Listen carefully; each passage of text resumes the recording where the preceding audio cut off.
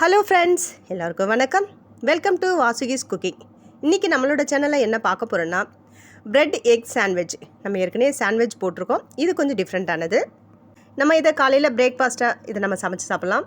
இப்போது நான் 5 முட்டை எடுத்திருக்கேன். இதில் 1/2 ஸ்பூன் உப்பு சேர்த்துருக்கேன். இது கொஞ்சம் ஈஸியாக டக்கு டக்குன்னு பண்ணிடலாம். பொடியாக கட் பண்ண வெங்காயம், கொஞ்சமாக துருவன கேரட், நறுக்கி வச்சுருக்க தக்காளி. நான் ஒரு வெங்காயம் ஒரு தக்காளி சேர்த்துருக்கேன். உங்களுக்கு எவ்வளோ வேணுமோ அதுக்கேற்ற மாதிரி நீங்கள் இன்க்ரீஸ் பண்ணிக்கலாம். 1/2 ஸ்பூன் சில்லி ஃப்ளிக்ஸ், ஒரு பச்சை மிளகா பொடியாக கட் பண்ணி சேர்த்துருக்கேன்.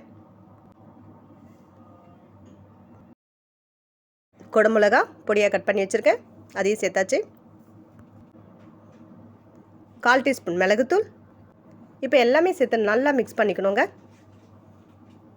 கொஞ்சமாக நான் கஸ்தூரி மெத்தி சேர்த்துருக்கேன். இது கொஞ்சம் வாசனையாக இருக்கும், அதுக்காக சேர்த்துருக்கோம்.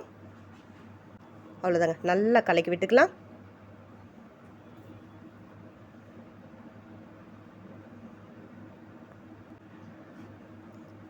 இப்போ நான் ப்ரெட்டில் சைடில் இருக்கிறது எல்லாமே கட் பண்ணிவிட்டு இப்போ ஸ்கொயர் ஷேப்பில் நான் இப்போ எடுத்து வச்சுருக்கேன்.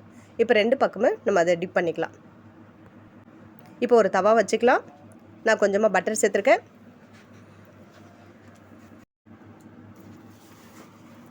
இப்போ பட்டர் ஹீட் ஆகிடுச்சு. இப்போது நம்ம ஒவ்வொரு ப்ரெட்டாக எடுத்து இதில் வச்சுக்கலாம்.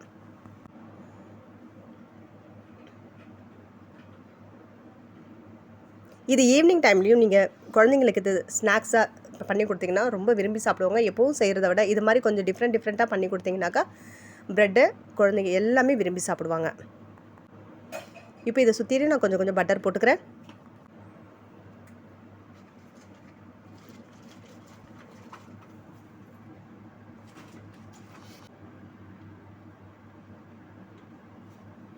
இப்போ ஒரு பக்கம் ஃபுல்லாக வந்துடுச்சு, நம்ம திருப்பி விட்டுக்கலாம்.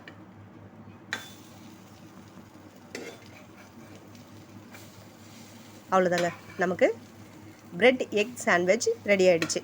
நீங்களும் உங்கள் வீட்டில் ட்ரை பண்ணுங்கள், சூப்பராக இருக்கும். இந்த வீடியோ உங்களுக்கு பிடிச்சிருந்ததுன்னா லைக் பண்ணுங்கள், ஷேர் பண்ணுங்கள், கமெண்ட் பண்ணுங்கள். மறக்காமல் நம்மளோட சேனலை சப்ஸ்கிரைப் பண்ணிவிடுங்க.